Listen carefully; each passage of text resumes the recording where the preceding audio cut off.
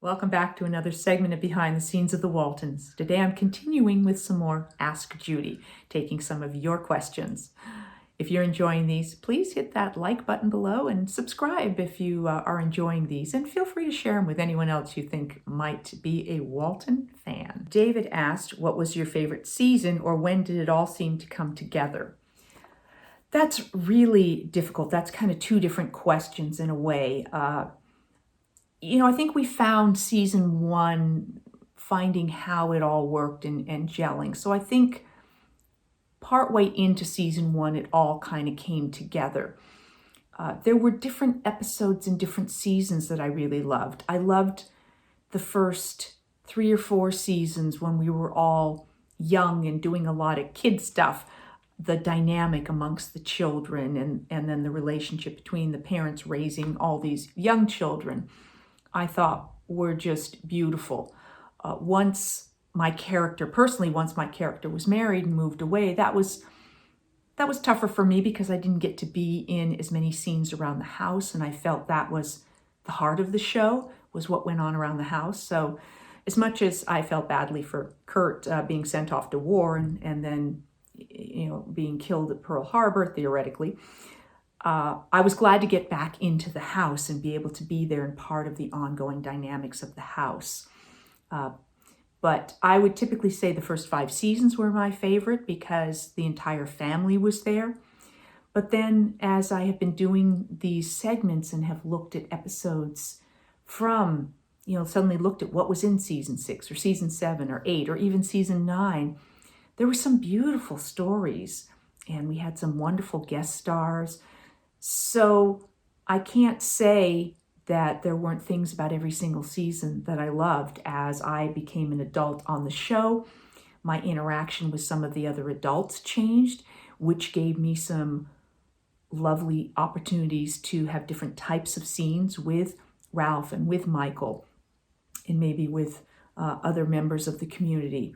When I became a doctor, some of those storylines I really loved doing. When I was playing an important role in the community, going up on the mountain and being a nurse, a doctor, going up into the woods and stuff, that I really loved. So there were things I loved about the entire series. Does that sort of not answer your question? But I think we did gel very early on, so that was great. And then I was asked several questions about me, so I thought I'd take some of those up. Karen asked how old I was when I started acting. I was 6 or 7. I started originally doing children's theater and some little musical reviews, and then started doing some commercials, started auditioning for things in film and television. And then, of course, at 13, I was cast in The Homecoming, and the rest was history. She also asked, she said, I loved Inclusion Criteria. This is a film that I did a few years ago. It goes under 2 titles, Inclusion Criteria and Nowhere to Hide. Both you can see on streaming channels and stuff, or through Amazon. You can get the DVD, or through my website, etc., etc. This is not meant to be a commercial. Anyway, but thank you, Karen. I appreciate that you liked the movie. Anyway, she's wondering if I have any other projects in the works. I always have projects in the works.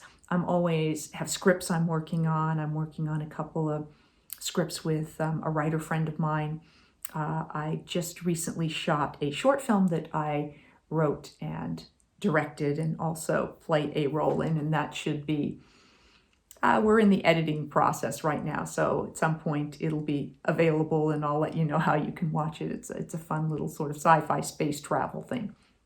So thank you very much for that, Karen. Then Holly asked, did I ever resent so many hours spent working? I always loved what I did. I still do. That's why I continue to do it. There were days where it wasn't as much fun. It got tedious, long days on the set, and sometimes it was tough not being able to schedule anything else in my life because we were always on call. So you might think, oh, I can make a doctor appointment, and then it's like, oops, nope, I'm working that day. So you couldn't just book out time, go, well, or you couldn't call in sick, or you couldn't take I'm taking just an off day. But it to me was offset by having this wonderful experience and all of these opportunities that came to me because of the show, because of the work that I did. I worked with wonderful people. We got to do good material that I'm so proud of. So no, I never resented it. How is acting in film different these days from the 70s and 80s? Wow. That's tough because, so much of, we shot film, 35 millimeter film, and today so much is done with digital.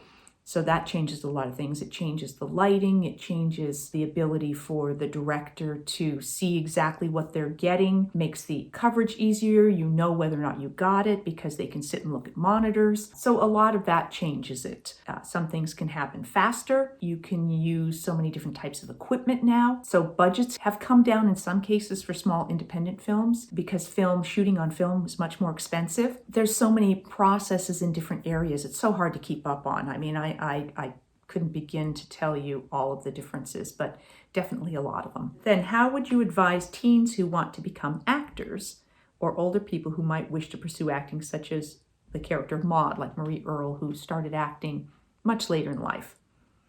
So there are so many different ways that people got into acting. Sometimes it's through school, that they went to theater school, or they went and studied, a film program at college.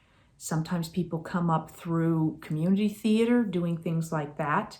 Taking classes is always a great way to learn your craft and also to network. Then there are experts who do different sorts of workshops and seminars. So it's a combination of learning your craft and then making connections, reaching out to people. Nowadays, there's so many more ways to be able to reach out to people. The traditional ways involved getting an agent and then having that agent submit you for work. Now there are sites that allow you to submit yourself directly. There are advertisements in trade magazines and things like that within the industry. So a lot of different ways to get going at whatever age you're interested in. And then it's a lot of perseverance and a good degree of luck. So last question was, can you share more about your writing for film? Wow. I have written several films that have been produced. One of them was Inclusion Criteria / Nowhere to Hide, which is out and available. And then my very first one was a film called Finding Harmony, which hopefully will be out soon. It's a family drama, beautiful story starring Billy Zane, Allison Eastwood. That one was, very special to me. And then one that takes place, sort of a summer fun movie called Another Day in Paradise, which also should be out before too long. All takes place at a water park.